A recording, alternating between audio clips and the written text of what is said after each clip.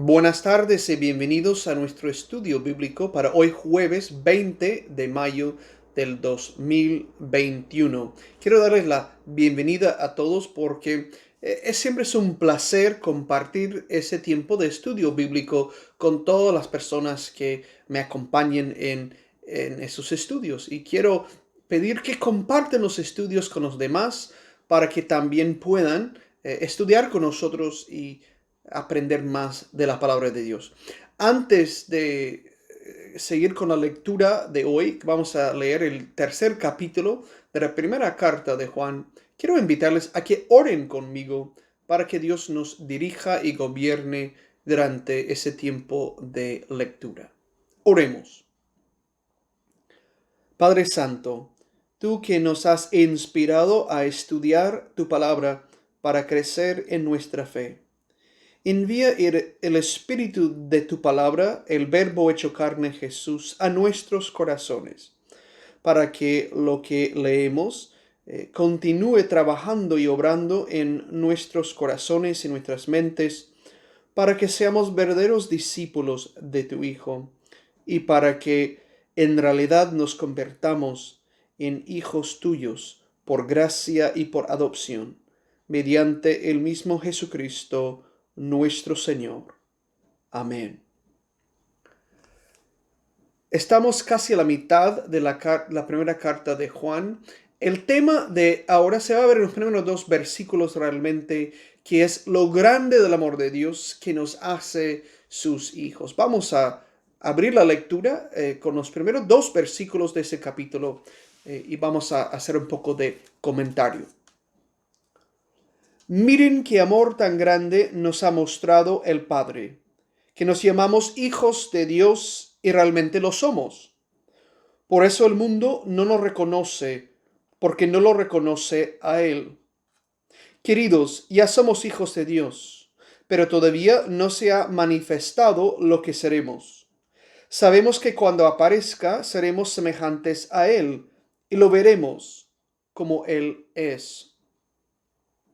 Me encantan esos dos versículos. En primer lugar, nos sitúa nuestra relación con Dios en el amor que el Padre nos ha mostrado. Siempre es Dios quien ama primero. Siempre es Dios quien toma el primer paso hacia la reconciliación con el ser humano. Siempre es Dios el autor y el actor principal en todo. A veces nos engañamos y creemos que nosotros somos los que amamos, que nosotros somos los que servimos, que nosotros somos los que actuamos y que decidimos. No, en primer lugar, siempre es Dios. Miren qué amor tan grande nos ha mostrado que nos llamamos hijos de Dios y lo somos. Somos hijos de Dios en verdad porque el Padre lo ha dicho. El mismo que creó al universo con su palabra, ¿no? Haya luz y hubo luz, que haya tierra firme y hubo tierra firme, que haya animales de todo tipo y hubo animales de todo tipo. El que creó al ser humano con toda la complejidad de nuestra vida, lo usó con su sola palabra. Entonces, cuando Dios dice que somos sus hijos, eso nos convierte en hijos de Él. ¿No? Claro, el mundo no siempre reconoce eso. De hecho, es uno de los grandes temas de las escrituras joánicos, joánicas, es decir, las cartas y el Evangelio de San Juan, es que el mundo no reconoce a Jesús y por eso lo rechaza. Hay momentos en que el mundo nos rechaza a los discípulos del Maestro porque como no lo reconoce a Él, tampoco nos reconoce a nosotros. Y toma un paso más, el apóstol dice, ya somos hijos de Dios, pero todavía no se ve precisamente lo que seremos. ¿Por qué? Porque aunque entendemos que Jesús se resucitó de entre los muertos, que fue transformado, que ya no puede morir, que ya no sufre, que ya no tiene las limitaciones de la vida mortal, realmente ni usted ni yo, nadie entiende cómo es Jesús en verdad en su manera resucitada. Es decir, sabemos que es Él, sabemos que resucitó, sabemos que es el Dios del universo y también es nuestro hermano humano. Pero todos esos detalles todavía son un misterio para nosotros. Pero sí, el amor del Padre nos impulsa a tener la fe, la confianza en que cuando Jesús regrese a la tierra, seremos transformados también. Que como Él es, nosotros seremos. En su cuerpo glorioso resucitado, pues también nosotros tendremos cuerpos gloriosos y resucitados. Y nos promete que lo veremos como es. Y que al ver a Cristo realmente como es, lleno de gloria y poderío, ese hecho de verlo será transformativo, que nos transformará, nos limpiará, nos purificará, nos perfeccionará. Es lo que algunos teólogos de la Edad Media hablaban cuando hablaban de la visión beatífica. Al ver a Dios en su beatitud, nos transformamos en la reflexión de esa beatitud y compartimos algo de esa dicha divina en nuestra propia dicha ya permanente en la vida eterna. Vamos a seguir leyendo a partir del versículo 3. Todo el que tiene puesta en Jesucristo esta esperanza se purifica, así como Él es puro. Quien comete pecado quebranta la ley, y el pecado es la rebeldía a la ley. Y saben que Él se manifestó para quitar los pecados, y Él no tuvo pecado. Quien permanece con Él no peca. Quien peca no lo ha visto ni conocido. Hijitos, que nadie los engañe. Quien practica la justicia es justo como lo es Él. Quien comete pecado procede del diablo, porque el diablo es pecador desde el principio. Y el Hijo de Dios apareció para destruir las obras del diablo. Nadie que sea hijo de Dios comete pecado, porque permanece en él la semilla de Dios, y no puede pecar, porque ha sido engendrado por Dios. Entonces, si somos hijos de Dios, porque Dios lo ha dicho, nos convertimos en hijos de verdad, hijos de Dios, y tenemos esta esperanza en Jesús que nos transformará de nuestro estado caído, enfermizo, al estado glorioso como Él está en gloria. Todo el que tiene esa esperanza en Jesús, esa fe también, se purifica. Es decir, desde nuestra experiencia vamos tratando de caminar todos los días más en obediencia y a fidelidad a Dios, como lo hemos visto en Jesucristo. Dice, quien comete pecado, quebranta la ley.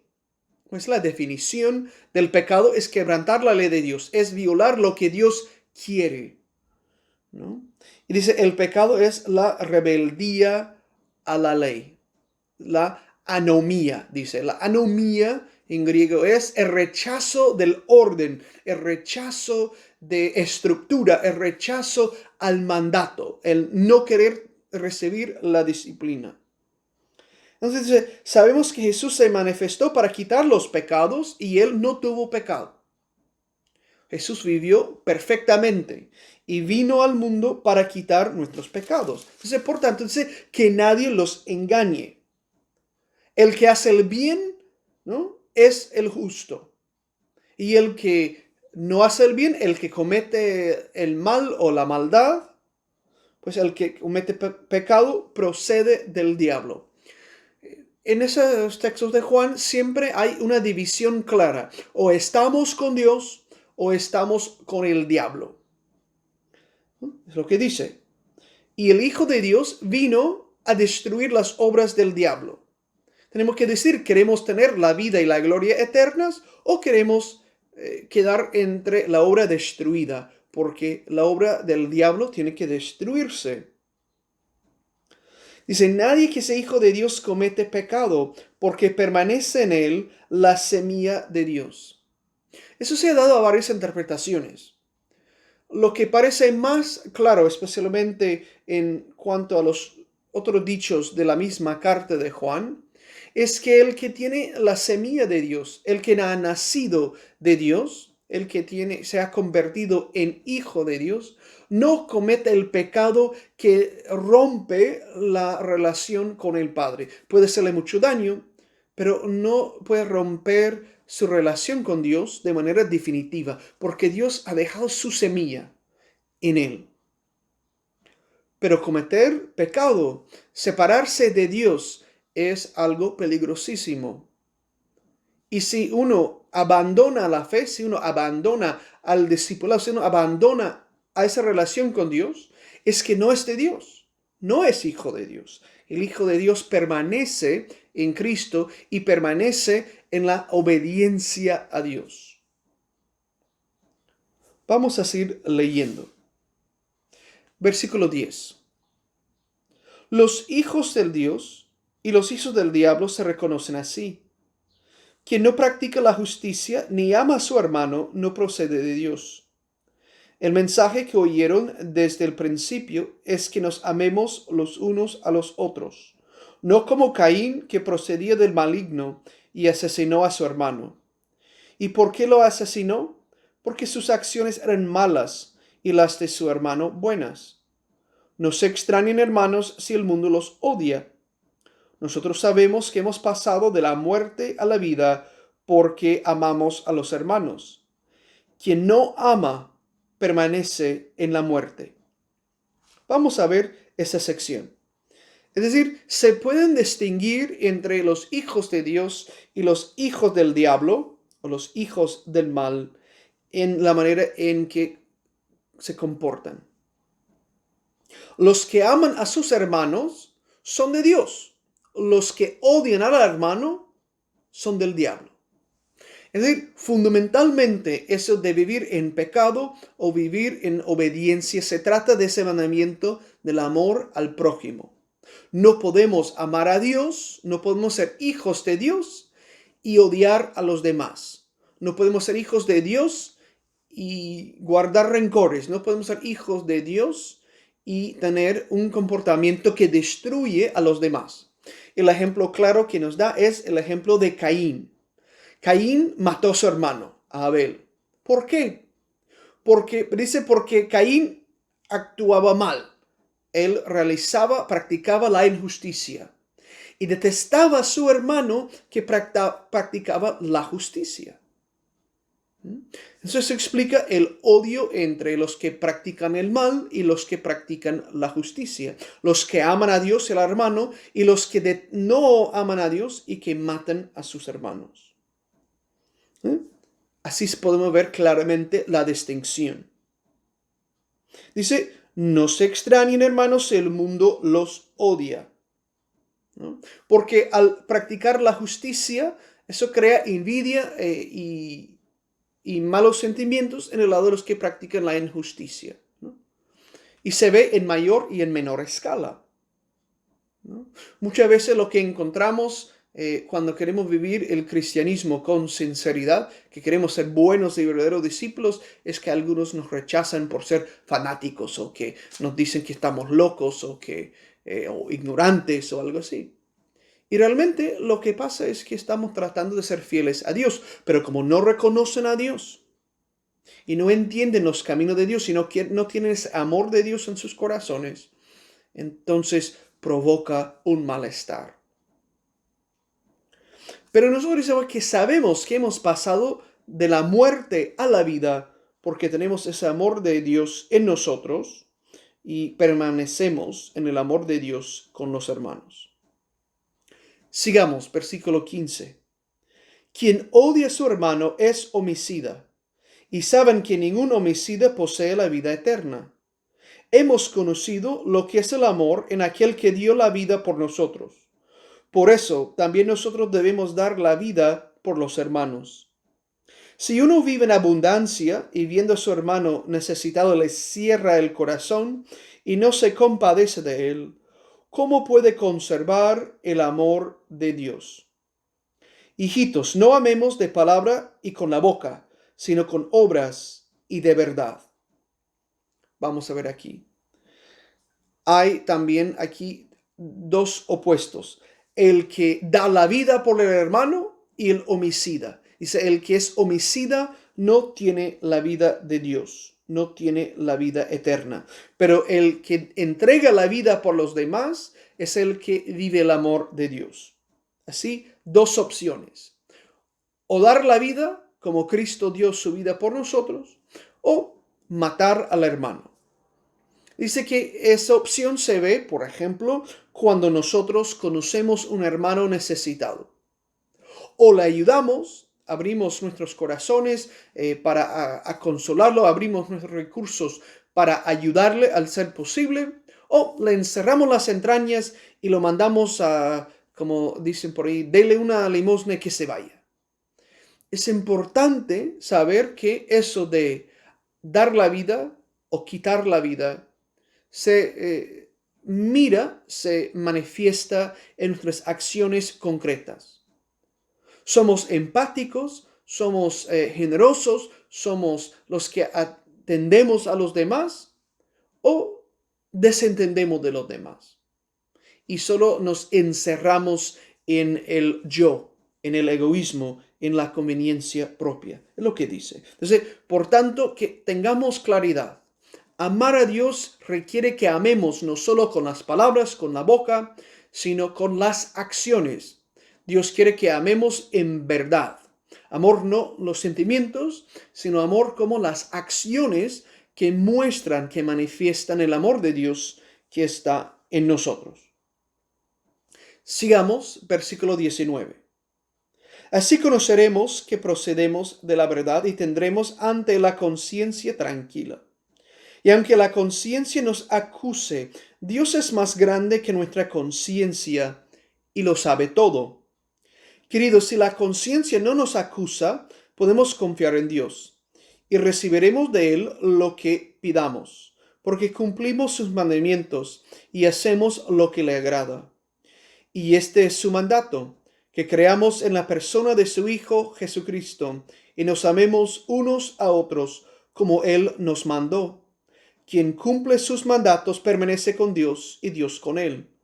Y sabemos que permanece con nosotros por el Espíritu que nos ha dado. Aquí se vuelve a dar un poco de explicación entonces de cómo darnos cuenta si permanecemos con Dios o no.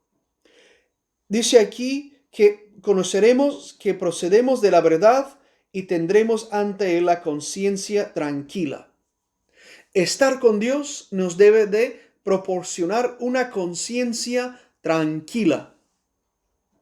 Pero dice, aunque la conciencia nos acuse, Dios es más grande que nuestra conciencia y lo sabe todo. Es decir, no somos perfectos. Reconocemos que hemos pecado.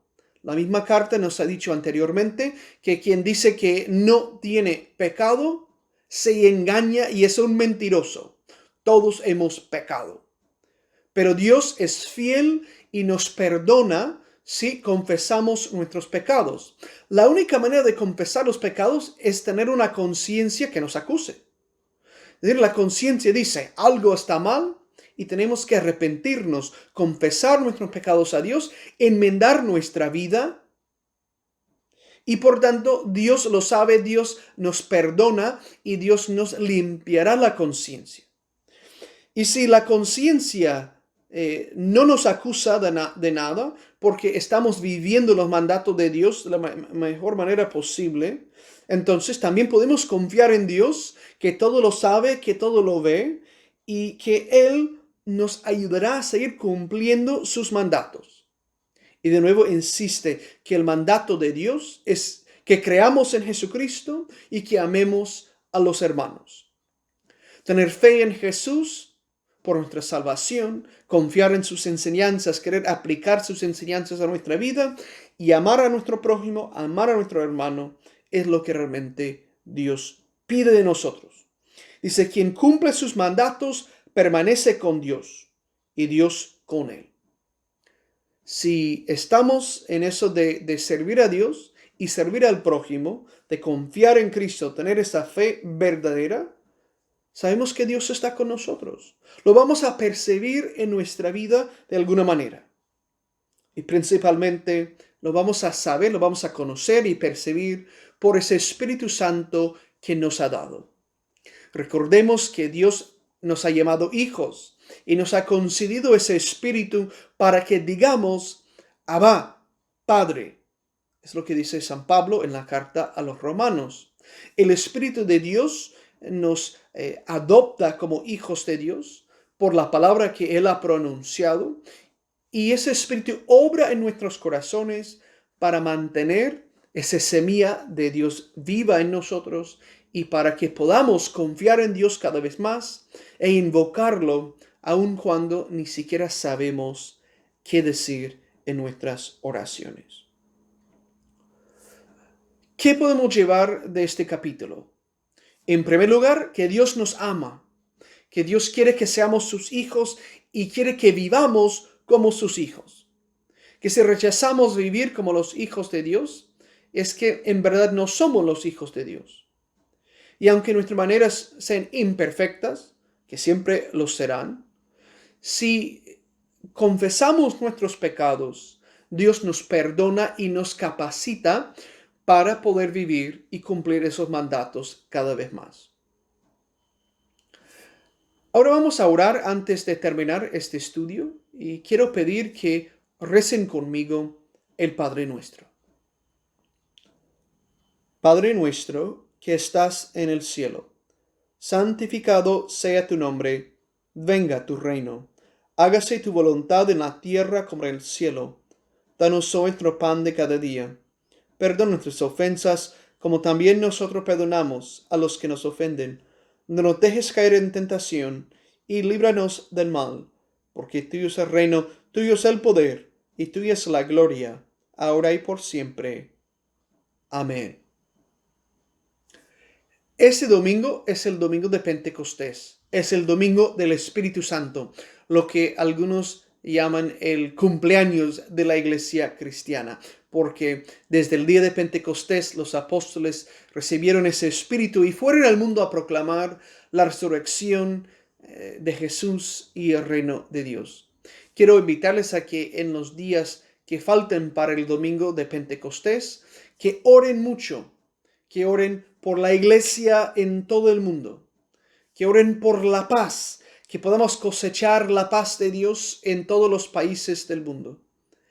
Y que oren por nuestra congregación, la Iglesia Episcopal San Jorge, para que Dios nos inspire, para que Dios nos motive a tener un avivamiento pleno y verdadero en la vida de cada persona. El domingo tenemos la Santa Eucaristía a las 11 de la mañana en la iglesia. Tendremos un oficio virtual también por Facebook y YouTube a las 11 de la mañana, a la misma hora que la misa. Y continuaremos el estudio el próximo jueves a las 6 de la tarde, cuando leeremos el 4º capítulo de la primera carta de Juan. Que Dios lo bendiga y que nos veamos pronto.